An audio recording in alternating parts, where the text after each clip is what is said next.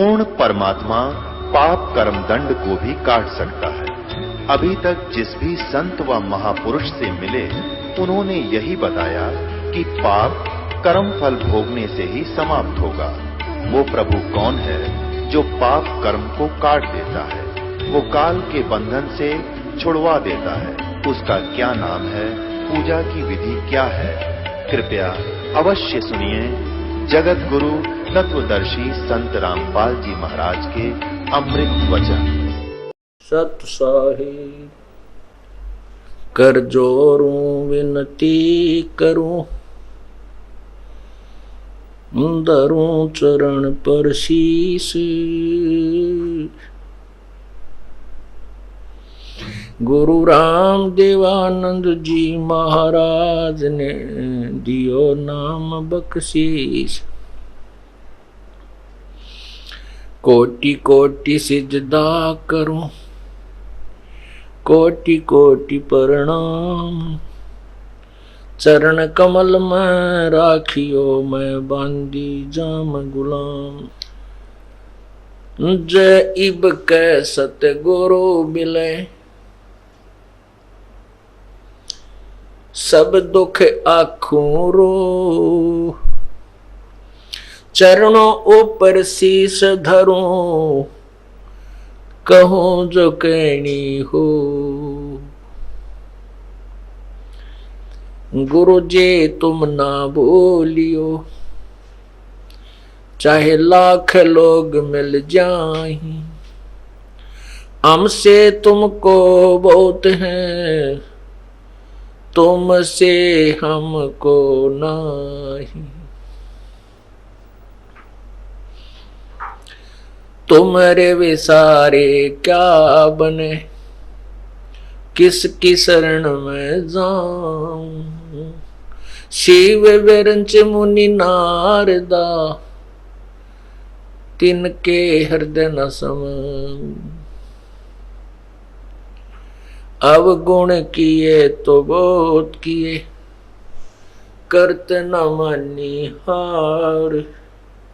बावे बंदा बख्श दियो, बावे गर्दन उतार। अवगुण मेरे बाप जी, बख्शो गरीब नवाज। जो मैं पूत कपूत हूँ, बर पिता को लाज। मैं अपराधी जन्म का, नक्सक बरे विकार। तुम दाता दुख भंजना, मेरी करो संभाल।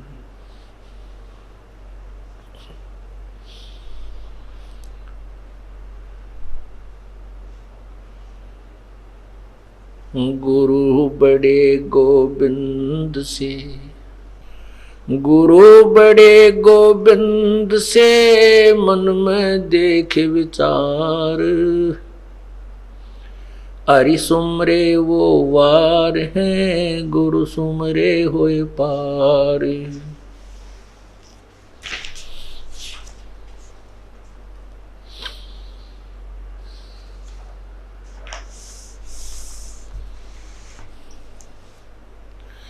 गुरु गोबिंद दोनों खड़े, काके लागू पाए।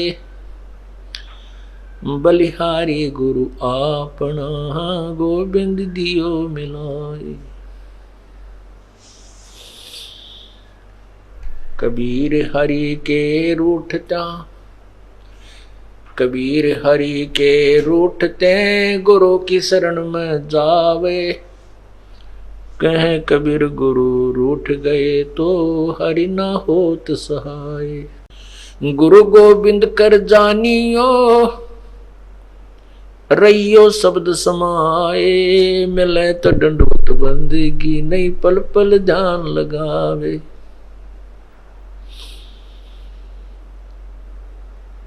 गुरु को मानुष जोग ने, करे चरणामृत को पान। ते नर नरक जावेंगे, हे यज्ञ युगन हो स्वान।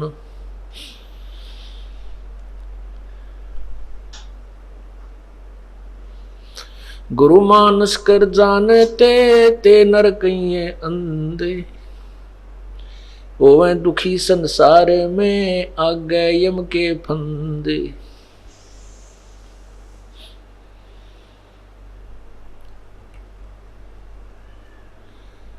गुरु बिन माला फेरते, गुरु बिन देते दान, गुरु बिन दोनों निष्फल हैं, पूछो वेद पुराण। राम कृष्ण से कौन बड़ो, उन्हों भी गुरु कीन, तीन लोक के वे धनी, गुरु अगदीन।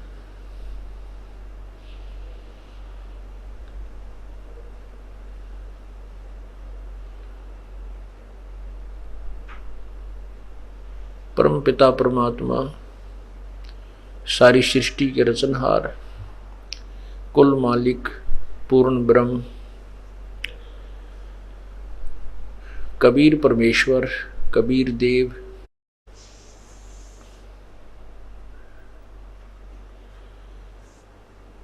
हम कालजाल में फंसी हुई अनजान आत्माओं को अपने निज घर की खबर देने के लिए, सतलोक की जानकारी, सतलोक का ज्ञान कराने के लिए वे स्वयं ही प्रकट होते हैं। अपने द्वारा रची हुई सृष्टि की जानकारी, उसका पूर्ण रूप से ज्ञान वो स्वयं ही प्रदान करता है, परमात्मा ही कर सकता है। जैसे गीता जी अध्याय नंबर 10 श्लोक नंबर 2 में कहा है, गीता ज्ञानदाता अर्थात ये ब्रह्म काल कह रहा है कि मेरे जन्म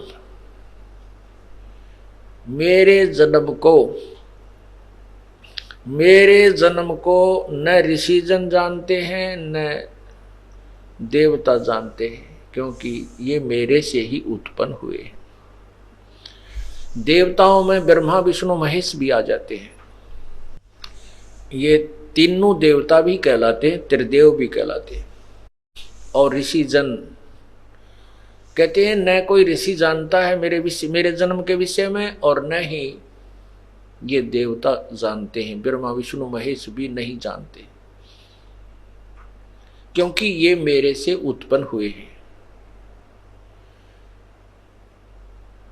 इससे सिद्ध हुआ कि इस गीता ज्ञान दाता का जन्म तो होता है, लेकिन उसके पुत्र नहीं बता सकते।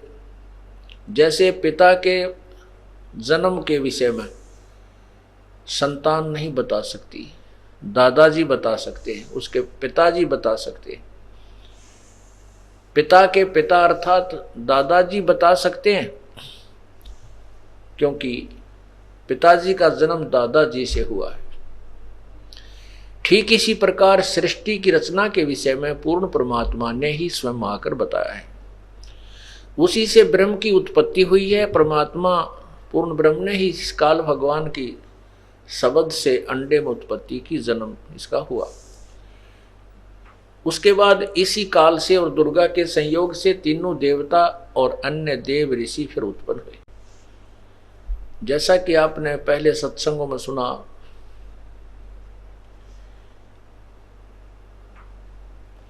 कि काल भगवान चाहता है इस प्राणी को मिसगाइड रखूं, ये अपने सतलोक के विषय में जाने ही नहीं कि कोई इस ब्रह्म लोक से ऊपर या स्वर्ग से ऊपर कोई भी देवता है, भगवान है, इसके विषय में इस प्राणी को जानकारी ही ना हो।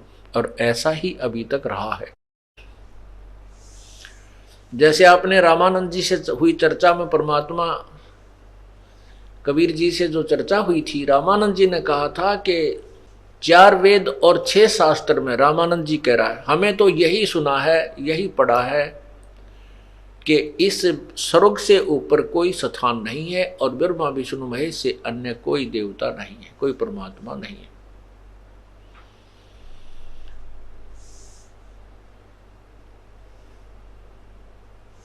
इसलिए ये काल भगवान चाहता है कि ये प्राणी केवल साधना या तो ये करे शास्त्र विरुद्ध, और शास्त्र अनुकूल करे, जैसे वेदों में वर्णित विधि जो है वो शास्त्र अनुकूल है, और उसका वो ब्रह्म तक की साधना करे। और अभी तक हमें केवल ब्रह्म ही बताने वाले, ब्रह्म तक का ज्ञान देने वाले ही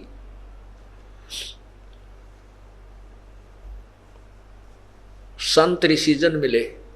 ब्रह्म तक का ज्ञान देने वाला भी कोई एक आध ही था, बाकी तो यही ब्रह्मा विष्णु महेश तक की साधना बताने वाले, या फिर उससे भी नीचे सरहद पितर गांव के बाबा की, गांव में कोई ऐसे छोटा मोटा मंडी बना करके उनकी पूजाओं की ही जानकारी दिया करते थे।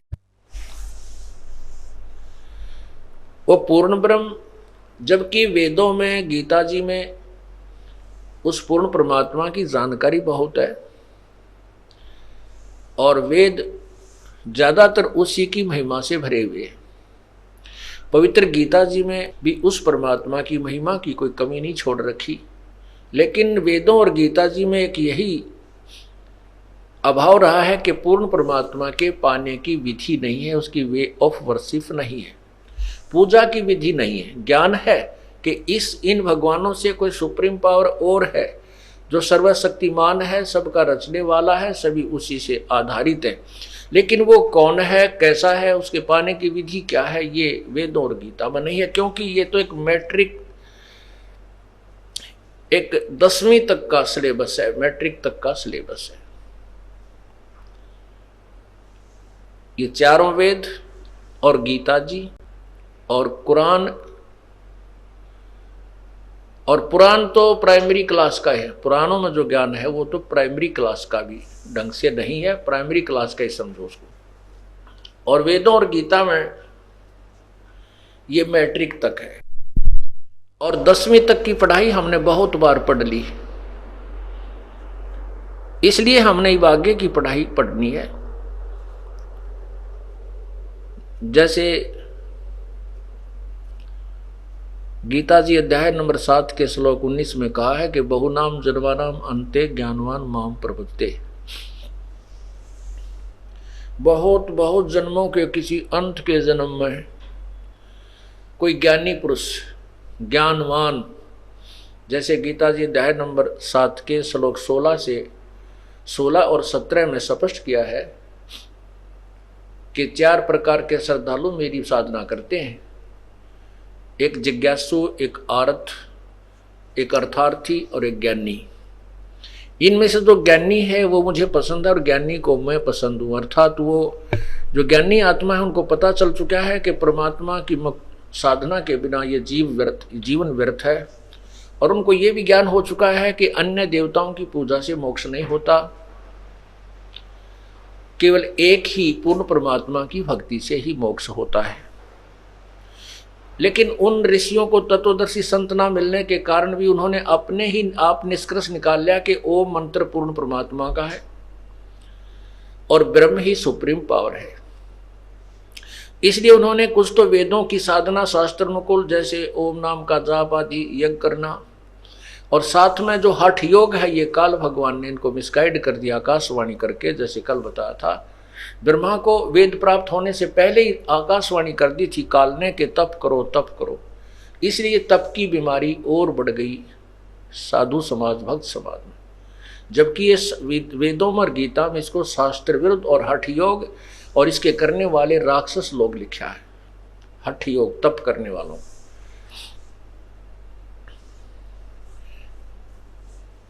तो ऐसा ये साधना, इन वेदों और गीता में जो ज्ञान है ये केवल ब्रह्म तक का है, इसी के पाने की विधि है। और ये चौथे अध्याय के 5वें श्लोक में गीता ज्ञानदाता कहता, अर्जुन तेरे और मेरे बहुत जन्म हो चुके हैं, तू नहीं जानता मैं जानता हूं। इससे सिद्ध है कि ब्रह्म की साधना करने वाले भी जन्म मृत्यु के अंदर रहेंगे, और ये ब्रह्म भी जन्म और मृत्यु में है, अर्थात ये भी नाशवान है, इसका भी जन्म मृत्यु का रोग कटा नहीं है, और न ही इसके साधकों का कट सकता। गीता जी अध्याय नंबर 2 श्लोक 12 में स्पष्ट किया कि अर्जुन, ये सामने जो खड़े योद्धाजन, ये सैनिक, तू और मैं पहले भी थे, आगे भी होंगे। ये मत सोच के हम वर्तमान में ही और पहले और आगे ना होंगे, पहले नहीं थे। अर्थात तेरी और मेरी जन्म मृत्यु होती रहेगी। दूसरे अध्याय के 17वें श्लोक में कहा कि अविनाशी तो उसको जान जिससे सारा सब सर्व ब्रह्मांड व्यापक है, जिसने सारे ब्रह्मांडों की रचना की और जो सबका संचालक है, उसके मारने में कोई भी समर्थ नहीं है। इसलिए गीता जी अध्याय नंबर 18 के श्लोक 62 में कहा कि हे अर्जुन, सर्वभाव से, अनन्य मन से, अव्यभिचारिणी भक्ति से उस परमेश्वर की शरण में जा जिसकी कृपा से तू परम शांति और शाश्वत स्थान को प्राप्त होगा। उसके बारे में कहता है किस तत्वदर्शी संत की तलाश कर, वो बताएंगे, मैं उसके पाने की विधि से अपरिचित हूं।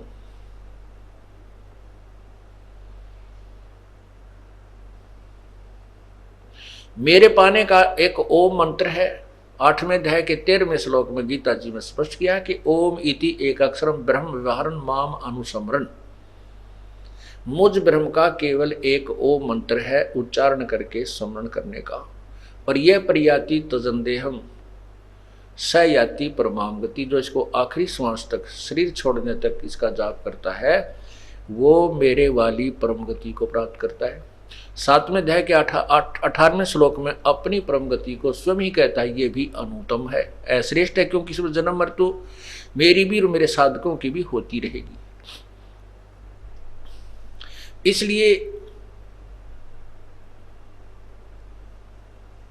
15वें अध्याय के 4थे अध्याय के 34वें श्लोक में किसी तत्वदर्शी संत की खोज करने के लिए कहा है। उस तत्वदर्शी संत की पहचान पर अध्याय नंबर 15 के प्रथम मंत्र में बताई है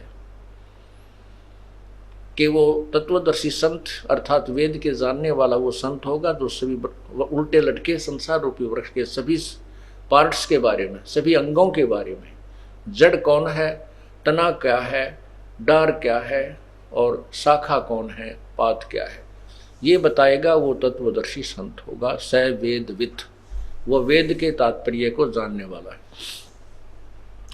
15वें अध्याय के 4थे श्लोक में कहा है कि उस तत्व ज्ञान की प्राप्ति के उपरांत इस उलझे हुए ज्ञान को अर्थात इस संसार रूपी ज्ञान को, वृक्ष को, उस तत्व ज्ञान रूपी शस्त्र से काटकर अर्थात उस तत्व ज्ञान को समझकर उसके पश्चात उस परमेश्वर के परम पद की खोज करनी चाहिए, जहां जाने के बाद साधक फिर कभी जन्म मृत्यु में नहीं आते, कभी लौटकर संसार में नहीं आते, और जिससे ये संसार रूपी वृक्ष की प्रवृत्ति विस्तार को प्राप्त हुई, अर्थात जिसने सब ब्रह्मांडों की रचना की है। और गीता ज्ञानदाता कहता है मैं भी उसी की शरण में हूं, इसलिए पूर्ण श्रद्धा के साथ उसी की साधना करनी चाहिए।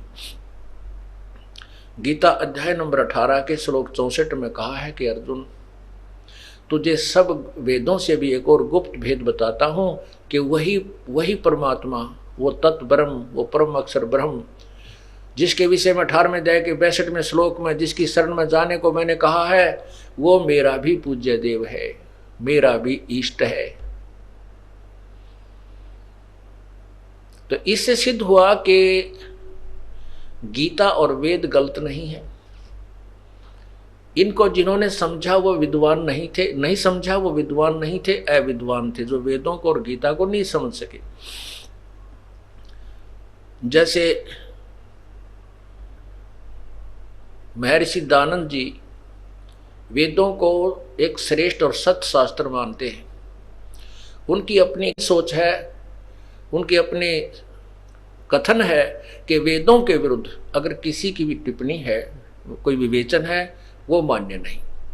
और वो खुद कहते हैं परमात्मा निराकार है, और वेद कहते हैं, यजुर्वेद अध्याय नंबर 5 के मंत्र 1 में 2 बार प्रमाण किया है परमात्मा से शरीर है, और उस परमात्मा का सबके पालन करने के लिए अर्थात सबकी संभाल करने के लिए भी एक और अन्य शरीर है जिसमें अतिथि रूप में प्रकट होता है। अतिथि का अर्थ होता है जिसके आने की कोई तिथि पूर्व निर्धारित ना हो, अतिथि। मेहमान रूप में आता है। विश्व कहते हैं अग्नि तनुरसी, यजुर्वेद अध्याय नंबर 5 के श्लोक मंत्र 1 में लिखा अग्ने तनुरसी विष्णुवे तवा सोमस्य तनुरसी, 2 बार गवाही दे रखी है। अग्नि माने परमेश्वर, हे परमेश्वर आप तनु माने शरीर, सह शरीर असी माने हैं, आप सह शरीर हैं अर्थात आप साकार हैं। अग्नि शब्द भगवान के लिए इसलिए प्रयोग किया है कि उसका शरीर नूरी है, तेज पुंज युक्त है, बहुत तेजों में है। फिर विष्णुवे तवा सोमस्य तनुरसी, तवा माने उस, विष्णुवे माने सबके पालन करने के लिए, तवा माने उस, सोमस्य माने अमर पुरुष का, तनु माने शरीर, असी माने है सबके पालन करने के लिए अर्थात सबकी संभाल करने के लिए भी वो परमात्मा अन्य शरीर धारण करता है और वो फिर यहाँ अतिथि रूप में आता है और सबको सत्ज्ञान रूपी भक्ति से समृद्ध करता है। और वही अतिथि रूप में आया भगवान पूजा करने योग्य है। ये यजुर्वेद के अध्याय नंबर 5 के मंत्र नंबर 1 में कति स्पष्ट किया है। ये देखिए, तो इससे सिद्ध होता है कि महर्षि दयानंद जो है विद्वान नहीं थे, ये केवल एक भाषा को जानते थे, वो भी संस्कृत। और ऐसा ही पांडा ये था जैसे और पांडे बैक आगे हमारे को, ये चतुर पांडा था, इसलिए ये अब जाके पकड़ा गया है। अभी तक ये पकड़ में नहीं आया था, अब पकड़ा गया। ये सबसे अविद्वान था, इसको तो एबीसी का भी ज्ञान नहीं था, ना समाज के बारे में ना कोई व्यवहारिक ज्ञान था। अब देखिएगा यजुर्वेद, और ये महर्षि दानव सरस्वती द्वारा इसका अनुवाद है। इसमें ज्ञान का अड़ंगा कर रखा है इसने, अपनी उस अधूरी सोच को ऊपर रखने के लिए कि परमात्मा निराकार है, इस यथार्थ अनुवाद नहीं किया। ये देखिएगा कहाँ से प्रकाशित है। प्रकाशक है सार्वदेशिक आर्य प्रतिनिधि सभा 2/5 महर्षि दान भवन, रामलीला मैदान, नई दिल्ली। इसमें देखिएगा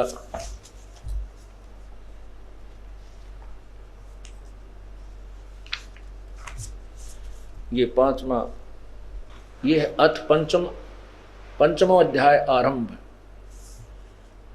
और यहां देखिए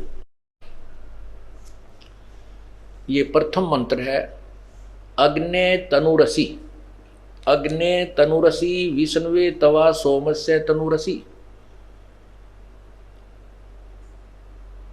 इसमें 2 बार स्पष्ट किया है अग्ने तनुरसी विष्णुवे तवा सोमस्य तनुरसी। आगे क्या लिखा है, यह है अग्ने तनुरसी विष्णुवे तवा सोमस्य तनुरसी विष्णुवे तवा अतिथे अतिथ्यम असि विष्णुवे तवा सेनाए तवा सोम भरते विष्णुवे तवा अग्नेय तवा राय पोस्ते विष्णुवे तवा। इसके विषय में है कि ये तो परमात्मा सह शरीर है और परमात्मा सह शरीर है और विष्णुवे उस सर्व, तवा माने उस सोमस्य माने अमर पुरुष का, विष्णुवे माने सबकी संभाल करने के लिए, पालन पोषण करने के लिए भी, तनुरसी माने शरीर है। विष्णुवे तवा अतिथे, उस पालन पोषण करने के लिए वो परमात्मा स्वयं जब अतिथि रूप में आता है तो अतिथमसी, वह पूजा के योग्य है, उसी की पूजा करनी चाहिए। अब इन्होंने कैसा अड़ंगा किया है महर्षि जी ने, देखो अनुवाद इसका। ये अनुवाद है, हे मनुष्यो तुम लोग जैसे मैं जो हवि, अग्नि माने लिख दिया बिजली प्रसिद्ध रूप, अग्नि, अग्नि के शरीर के समान असी माने है। अब देखो तनु माने शरीर स्वयं स्वीकार कर रहे हैं स्वामी जी, असी माने है, ठीक हो गया। अब रह गया अग्नि, अग्नि माने ये लिखते हैं बिजली प्रसिद्ध रूप, जबकि अग्नि माने परमेश्वर होता है। इन्हीं के कर कमलों द्वारा ऋग्वेद मंडल नंबर 1 इन्होंने जब प्रारंभ किया इसका अनुवाद करना, क्योंकि ऋग्वेद का केवल आधे ऋग्वेद का ये इन्होंने अनुवाद किया, उसके बाद इनकी मृत्यु हो गई। इसमें ये देखिएगा ऋग्वेद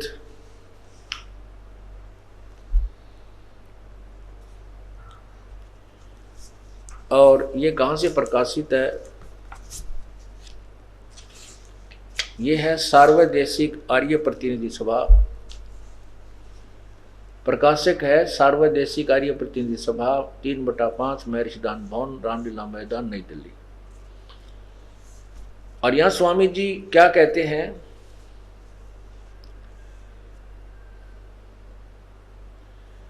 इसमें अग्नि शब्द से प्रारंभ होता है ऋग्वेद, अग्नि। और ये स्वयं कहते हैं कि अग्नि के 2 शब्द हैं। यहां अग्नि शब्द के 2 अर्थ करने में प्रमाण है।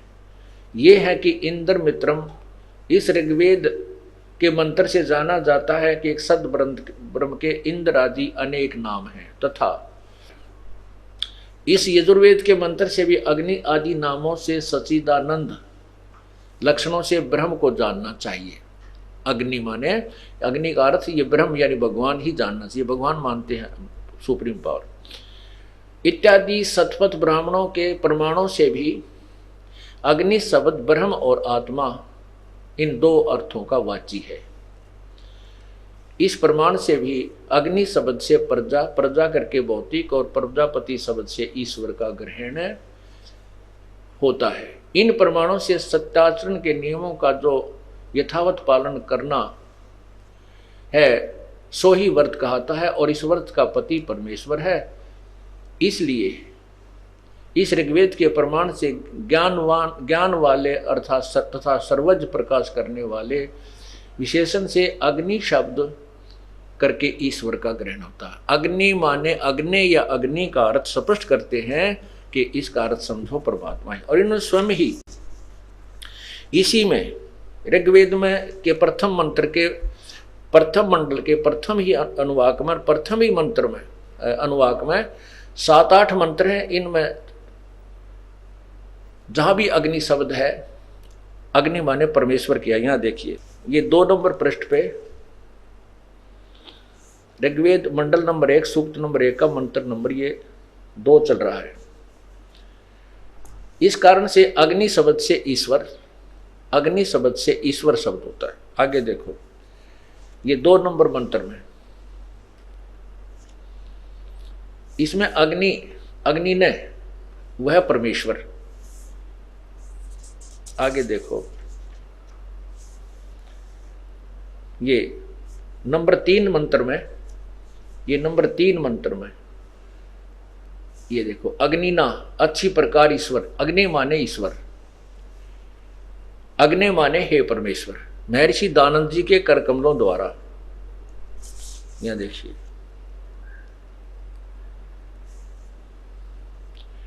अब ये श्लोक नंबर 7 में, ये देखिए श्लोक नंबर 7 में अग्नि, अग्नि माने हे सब के उपासना करने योग्य परमेश्वर। अर्थात यहां देखो नीचे 9 में, यहां देखो 9 में अग्नि माने ज्ञानवान परमेश्वर।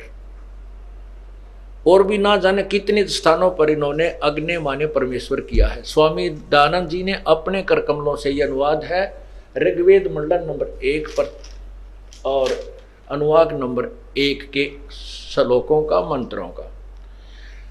अब आपको दिखाते हैं इन्हीं स्वामी दानंद जी के मार्गदर्शन के अनुसार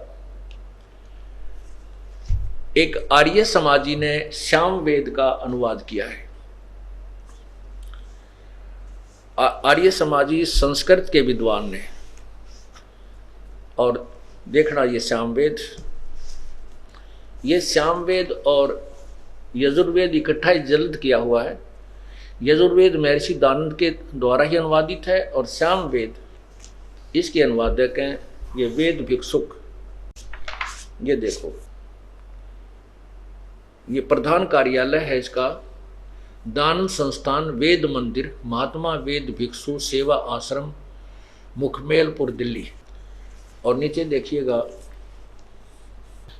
दान संस्थान नई दिल्ली से प्रकाशित है और इसके प्रकाशक हैं पंडिता राकेश रानी, अध्यक्ष दान संस्थान आर्य समाज मार्ग, करोल बाग, नई दिल्ली।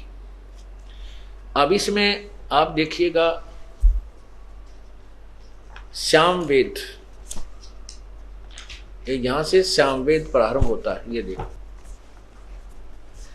ये साम वेद प्रारंभ होता है, साम वेद भाषा भाष्यम।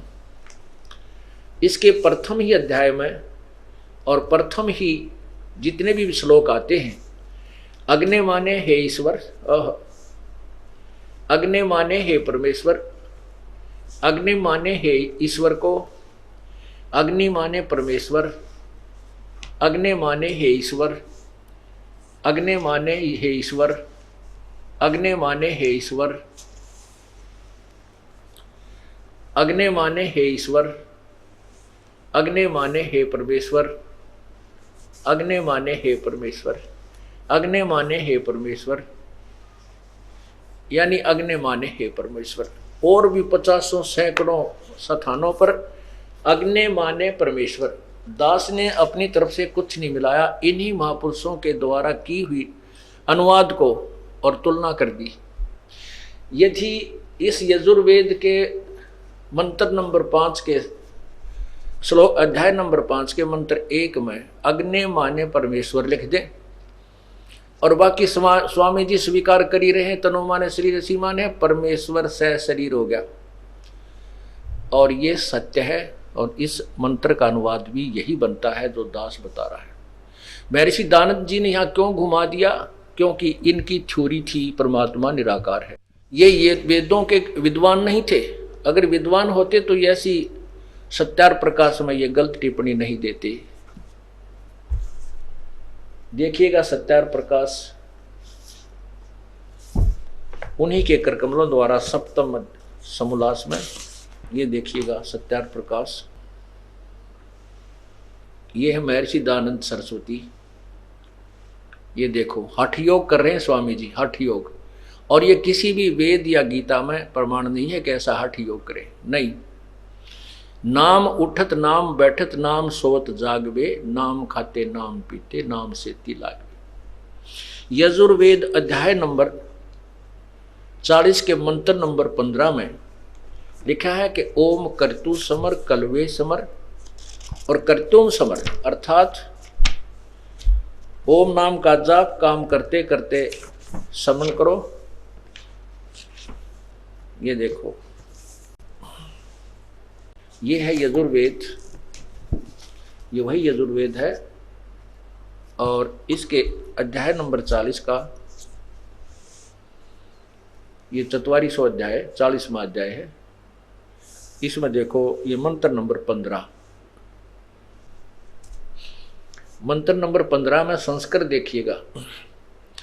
ओम कर्तो समर किलवे समर, किलवे समर और कर्तुम समर। ओम नाम का जाप, कर्तो माने काम करते करते सुमन करो, किलवे माने विशेष कसक के साथ सुमन करो, कर्तुम अपना परम कर्तव्य जान करके प्रभु की भक्ति, यानी मनुष्य जीवन का मुख्य उद्देश्य भगवान की भक्ति करना है, ये सोच कर करो। और यहाँ स्वामी जी क्या करते हैं, इसका अनुवाद क्या लिखा है? कर्म करने वाले जीव तू शरीर छूटते समय ओम इस नामवाचक ईश्वर को स्मरण कर। अपुण्यात्मा इससे सेंटेंस से सिद्ध होता है कि स्वामी जी ओम नाम जाप करने का भी सलाह नहीं देते थे, क्योंकि इसका अनुवाद भी ये ठीक नहीं कर पा रहे। ये कह रहे हैं कि जिस भगवान का ओम नाम है उस भगवान का स्मरण करो, ना कि ओम नाम का। इसमें सपट लिया के ओम कर्तु समर किलबे समर कर्तुम समर। ओम नाम का जाप काम करते करते स्मरण करो, विशेष कसक के साथ स्मरण करो और अपना परम कर्तव्य जानकर भगवान का ओम नाम का स्मरण करो। और ये कहते हैं जिस भगवान का ओम नाम है उसका स्मरण करो, ना कि ओम का नाम नहीं लिखा ओम स्मरण करो। ये देखो, करने वाले हे कर्म करने वाले जीव शरीर छूटते समय उस ओम इस नामवाचक वाच्य ईश्वर को। ओम नाम वाच्य, जिसका ओम नाम है उस ईश्वर को। ओम नाम है ब्रह्म का, कहते ब्रह्म का सिमरन कर, नोट ओम का। इनके अनुवाद से स्पष्ट होता है। यहां देखिए, श्रवण कर किलवे अपने सामर्थ्य के लिए पर महात्मा और अपने स्वरूप का समर्पण समरण कर तुम अपने किए समर किए का समरण कर। इस तरह अब ये इसमें स्पष्ट है, हठ योग नहीं करना है। और गीता जी के 16वें 17वें अध्याय में तो स्पष्ट किया है कि जो हठ योग करते हैं वो पिछले जन्म में भी हठी लोग थे, उनका किसी कारणवश मनुष्य जीवन भी मिल जाता है तो उसी स्वभाव से प्रभावित रहते हैं और वो अपने अपने जीवन का विनाश करते हैं और जन संसार के विनाश करने के लिए उत्पन्न होते हैं। जनता का भी विनाश करने के लिए वो लोग उत्पन्न हुआ करते हैं। अब देखिएगा ये सत्यार्थ प्रकाश,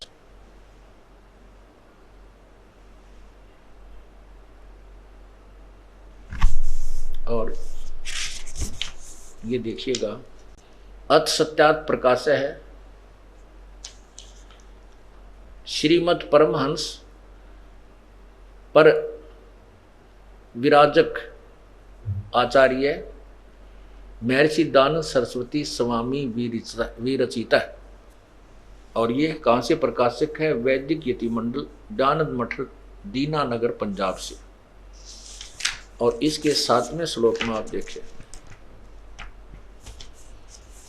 स्वामी जी किसे पूछा कि परमात्मा साकार है व निराकार? ये देखिएगा, ये है 7वां समोल्लास।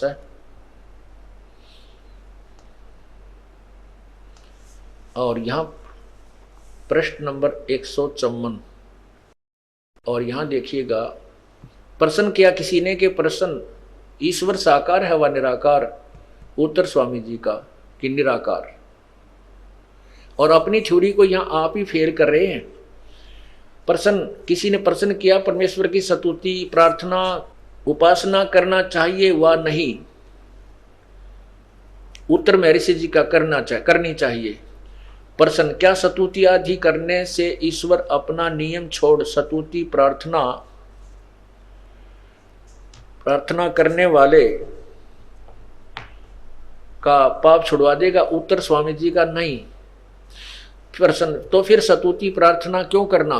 प्रश्नकर्ता कहता है कि जब भगवान पाप ही नहीं छुड़ा सकता तो फिर उसकी साधना की आवश्यकता भी क्या है?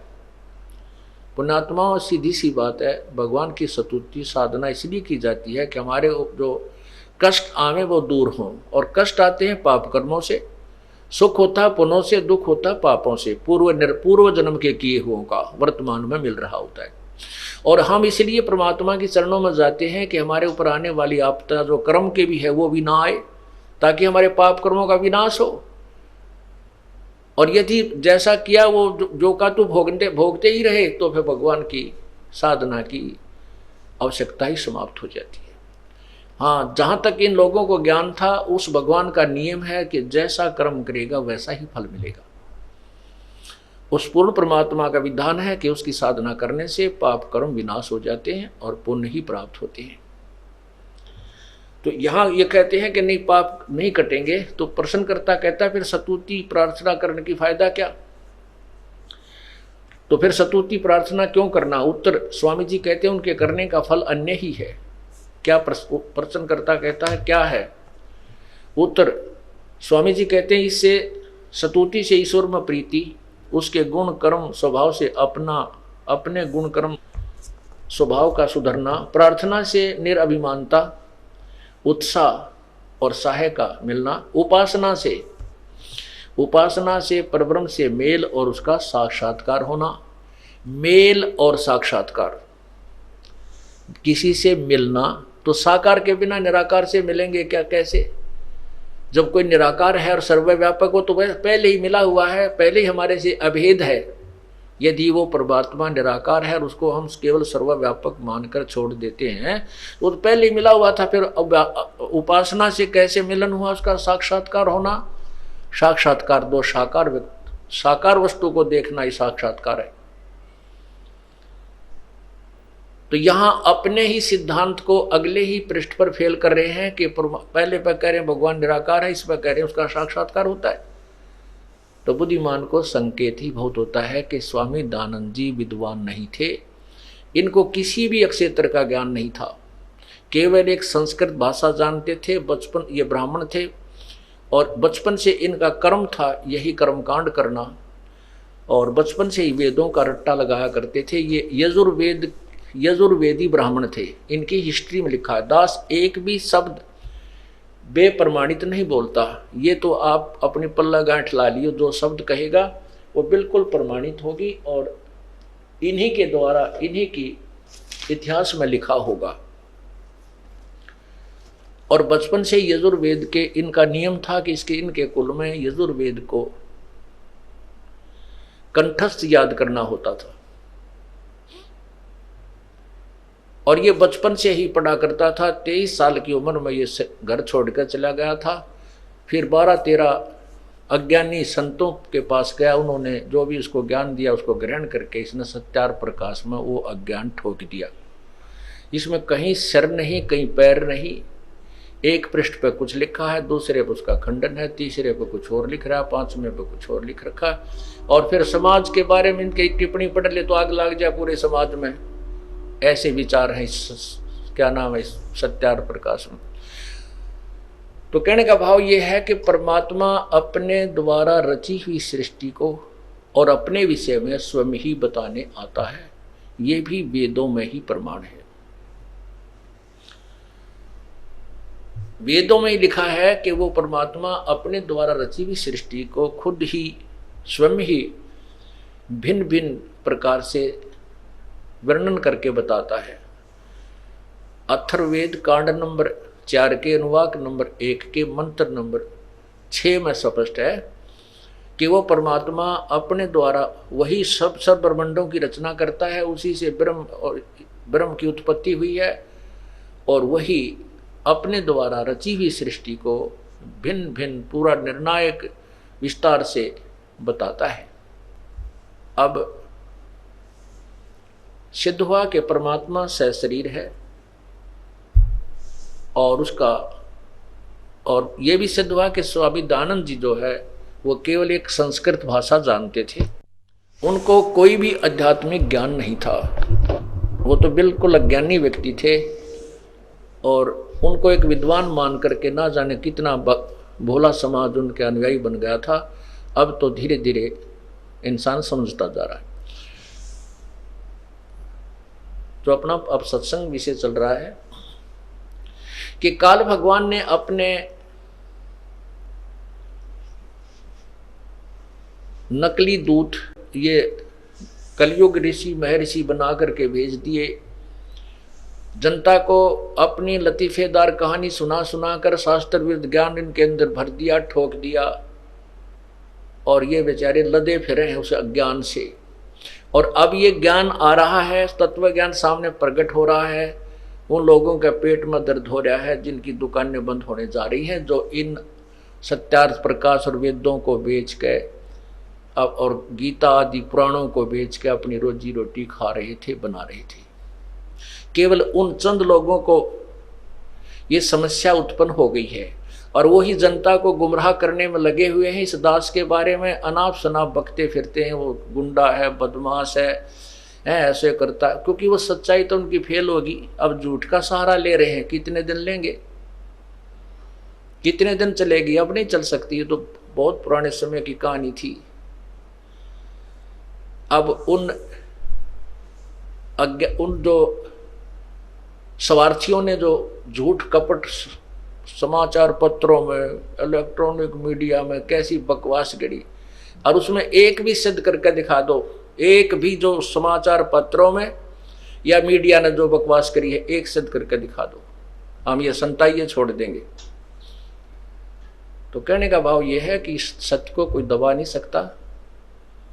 लाल के ऊपर कीचड़ डाल देने से उसकी कीमत कम नहीं हो सकती। समझदार पारखी उसको धोकर साफ करके जेब में डाल लेता है, तिजोरी में रख देता है, क्योंकि वो उसकी कीमत से परिचित होता है। अब गीता और वेदों में परमात्मा की महिमा सची थी तो लिखी है उस पूर्ण ब्रह्म की, लेकिन उसके पाने के विषय में वेद कहते हैं कि हम नहीं जानते। नेति नेति नेति, वेद लास्ट में लिख देते हैं कि नेति नेति नेति न इति, इतना ही नहीं है, यही समाप्त नहीं होता। ये समाप्त नहीं है, जो मैंने ज्ञान दिया है ये उस परमात्मा की महिमा इतनी ही नहीं है। वो कहाँ है फिर? वो तत्वदर्शी संत और सवसम वेद में तत्वदर्शी संत बताएगा और सवसम वेद में लिखा हुआ है। और वो सवसम वेद गीता जी अध्याय नंबर 4 के श्लोक 32 में स्पष्ट किया है कि पूर्ण परमात्मा के मुख्य ज्ञान में, उस सच्चिदानंद घन परमात्मा के मुख्य ज्ञान में अर्थात सवसम वेद के अंदर वो परमात्मा परमेश्वर के पाने की, अपने ही पाने की भिन्न भिन्न प्रकार की विधि लिखी हुई है। उस तत्व ज्ञान को चौथे अध्याय के 34वें श्लोक में कहा है, किसी तत्वदर्शी संत से पूछो।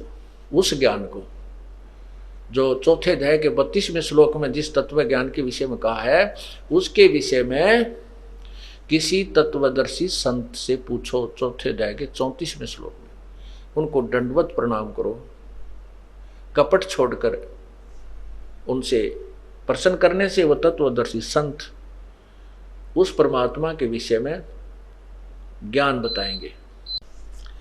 और उस परमात्मा की प्राप्ति के लिए हमने प्रयत्न करना चाहिए, उसके बिना हम अपना जीवन व्यर्थ कर रहे हैं। मानुष जन्म पाए कर जो नहीं रटे हरि नाम, जैसे कुआ जल बिना फिर बनवाया किस काम। मनुष्य जन्म पाकर के प्राप्त करके यदि हमने परमात्मा की भक्ति नहीं की तो हमारा मानव शरीर ऐसा है जैसे किसी कुएं में जल ना हो और बाकी सारी उसके पक्का भी बना रखा है और उसके ऊपर बड़े अच्छे चित्र भी बना रखे हैं, लेकिन जल नहीं है तो वो कुआं नाम अवश्य है, लेकिन गुण कुएं वाले नहीं है। इसी प्रकार जो मनुष्य परमात्मा की भक्ति नहीं करता, मानव शरीर धारण करके स्त्री या पुरुष, उसका नाम मानव, वो शरीर मानव अवश्य है लेकिन गुण मानव के नहीं है।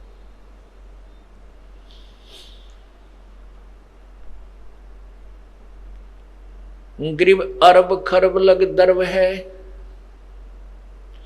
रपती कोट अनंत, नाहक जग में आई या जिन से न पूर्ण संत। अरब खरब लोग धन है और करोड़ों जिसके हाथी हैं और जिसने पूर्ण संत की साधना के बताए अनुसार पूर्ण परमात्मा की भक्ति नहीं की, वो तो व्यर्थ में इस संसार में आया, अर्थात उसको उसका मानव जीवन व्यर्थ है। ग्रीव माया हुई तो क्या हुआ, भूल रहा नरभूत, पिता कहेगा कौन को जो वैसा का पूते। जो पूर्ण परमात्मा की साधना नहीं करते, पूर्ण संत की शरण में नहीं है, उनके विषय में कहते हैं माया हुई तो क्या हुआ, भूल रहा नरभूत। जीवित ही भूत बना हुआ है तू, माया की हवस तेरे 24 घंटे दिन रात माया जोड़न में अपना जीवन व्यर्थ कर रहा है। यहां से जाने के बाद तेरा कौन वारिस होगा। कहते हैं मेरे मन मूर्खा भाई, गुरु बिन जागा कौन सी घाटी। मेरा मन मूर्खा भाई, गुरु बिन जागा कौन सी घाटी। फिर कहते हैं बैल बने कंगाल का, तेरे कड़पा बाजा लाठी। मेरा मन मूर्खा भाई, गुरु बिन जागा कौन सी घाटी। जिन्होंने यहाँ पूर्ण संत नहीं, गुरु नहीं बनाया, तो यहां से जो प्राणी जाता उसका कोई वारिस नहीं होता, आगे संभालने वाला नहीं होता। जैसे कहते हैं वैश्या के कोई पुत्र हो जावे, वो किसको पिता कहेगा। पुण्यात्माओं, ये बहुत गहरी बात कही है प्रभु ने अपनी वाणी में कि जिस प्रकार हम व्यभिचारिणी भक्ति कर रहे हैं, अव्यभिचारिणी भक्ति होती है केवल एक परमात्मा की साधना, अन्य भगवानों देवताओं की पूजा नहीं करनी चाहिए। तो कहते हैं जैसे व्यभिचारिणी औरत वैश्या होती है, उसके पुत्र हो जाता है तो किसको पिता कहेगा, कोई वारिस नहीं बनेगा। तो इसी प्रकार जिन्होंने पूर्ण संत और एक प्रभु की साधना नहीं की, वो साधक भी और जो साधना नहीं करते वो भी, चाहे कितने धनपति हैं, कितने उनके पास संपत्ति है और कितने ही वो माया में लीन है, कितनी माया उनके पास है, यहां से जाएंगे तो कहते हैं आगे जाकर उनका कोई ठिकाना नहीं। आगे गए ना बावड़े रहते भी सब जाही, बिन साहेब की बंदगी कहीं ठोर ठिकाना नहीं।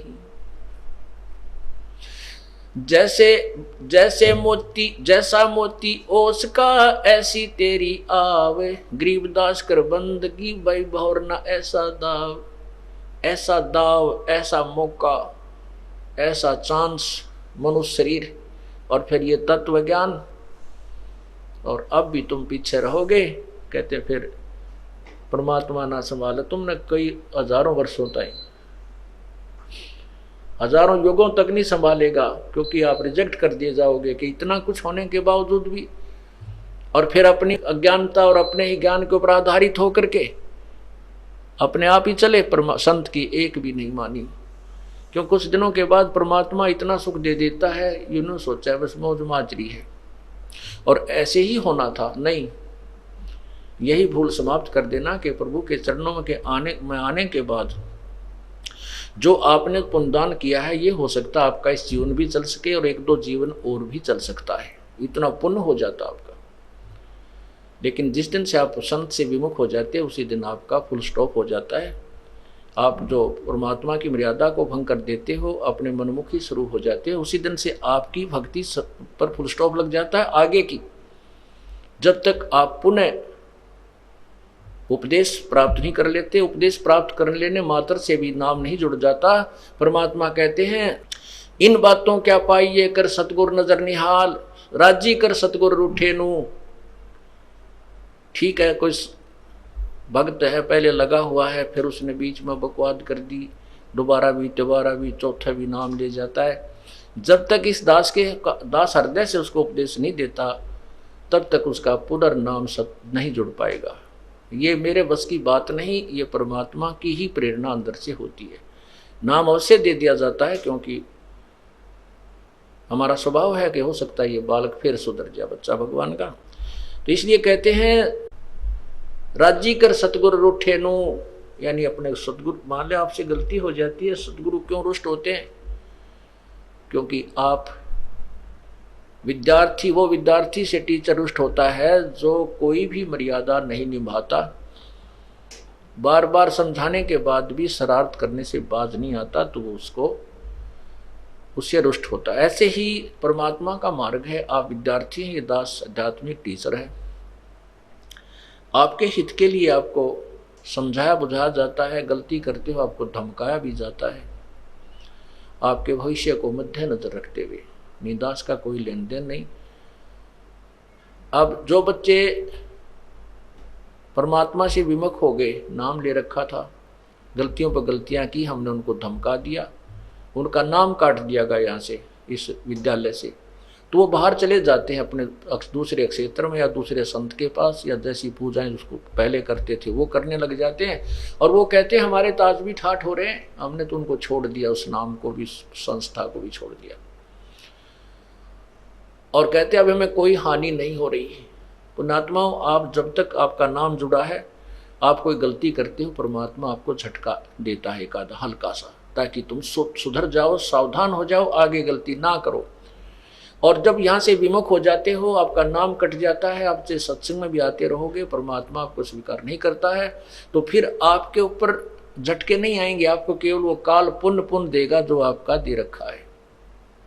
जैसे विद्यार्थी, जो बच्चा स्कूल में आता है, गलती करता, टीचर उसको पीटता भी है, एक आधा थप्पड़ भी मार दे, खुड़कावत धमकाता भी है, और जब वो बच्चा स्कूल छोड़कर चला जाता है, फिर चाहे वो गधे पर बैठ कर बारी लेता रहे, कहीं घूमता रहो, कहीं खेलो, वो टीचर उसको कुछ नहीं कहेगा, उसके साथ से निकल जाएगा। वो कितनी शरारत कर रहा हो, वो नहीं, टीचर नहीं बोलेगा उससे, क्योंकि अब उसका विद्यार्थी नहीं रहा।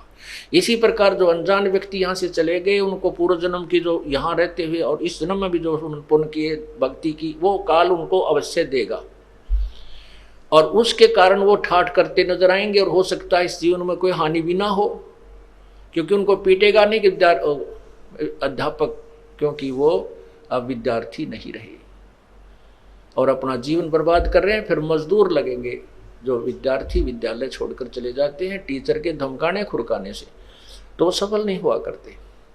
तो इसी प्रकार हमने उस परमात्मा की भक्ति करनी है। तो क्या कहते हैं,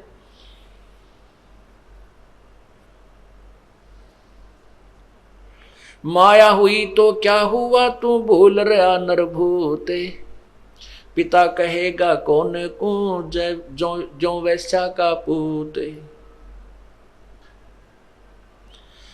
ग्रीब काया माया काल है, बिन साहेब के नाम, चेत सके तो चेतिए, बिन संतों नहीं ठाम।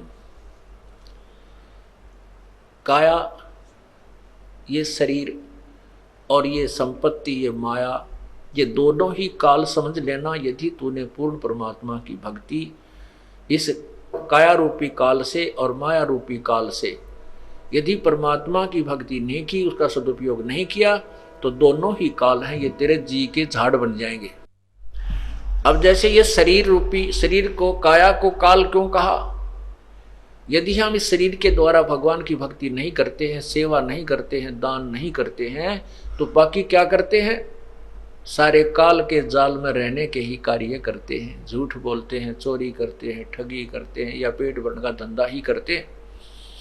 और माया काल क्यों कहा? यदि इसको सदुपयोग नहीं करते हैं, भगवान के धर्म धार्मिक कार्यों में नहीं लगाते हैं, तो ये माया हमारे जी की झाड़ बन जाएगी।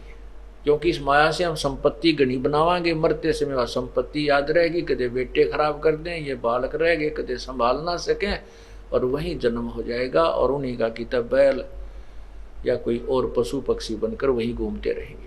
तो क्या कहते हैं, काया माया काल है, बिन साहेब के नाम, साहेब मन परमेश्वर, और चेत सके तो चेतिए, बिन संतों नहीं ठामे। तत्व यानी परम संत के बिना कितना ठिकाना नहीं है। अगर चेत सके तो चेतना, समझना है तो समझ जाए संकेत को। योनि संकट बेटे हूं, जय बिसरे ना मोहे, और जिन संसारी चित धरी, नहीं छुड़ाऊं तो। अब परमात्मा कहते हैं कि तेरे इस जन्म मरण के झंझट को मिटा दूंगा यदि तू मुझे नहीं भूलेगा। मुझे भूलने का तात्पर्य है मेरे द्वारा दिए गए इस ज्ञान पर दृढ़ रहेगा और ये भक्ति करता रहेगा, तो फिर मैं तुझे काल के जाल से छुड़वा लूंगा।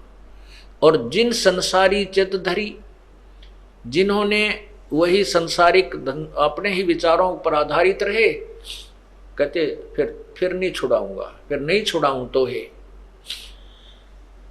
ग्रीब योनि संकट मेट हूं, जय बिसरे नहीं मोहे, जिन संसारी चित धरी, नहीं छुड़ाऊं तो। लख 84 बंद से सतगुरु लेत छुड़ाए, और अंतर में नाम होए तो जुनी बहोर न जाए। इस लख 84 बंद, 84 लाख योनियों में जो कर्मों के बंधन से हम बंधे हुए हैं, भोग रहे हैं, इस लख 84 बंद से सतगुरु लेत छुड़ाए। इस कैद खाने से वो बंदी छुड़वा लेता है। और उसके लिए क्या बताया है कि जिनके हृदय में सच्ची लगन से भगवान की भक्ति चल रही है, फिर वो 84 लाख योनियों में नहीं आएंगे।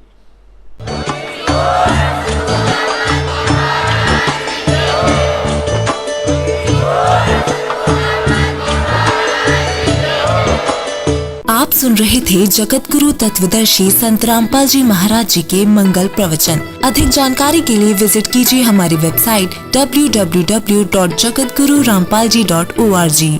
संत रामपाल जी महाराज जी के शुभ आशीर्वाद से पूरे विश्व भर में 500 से भी ज्यादा नाम दीक्षा केंद्र हैं, जिन पर संत रामपाल जी महाराज जी द्वारा ऑनलाइन निशुल्क नाम दीक्षा दी जा रही है। अपने नजदीकी नाम दीक्षा केंद्र का पता करने के लिए संपर्क करें 8222880541।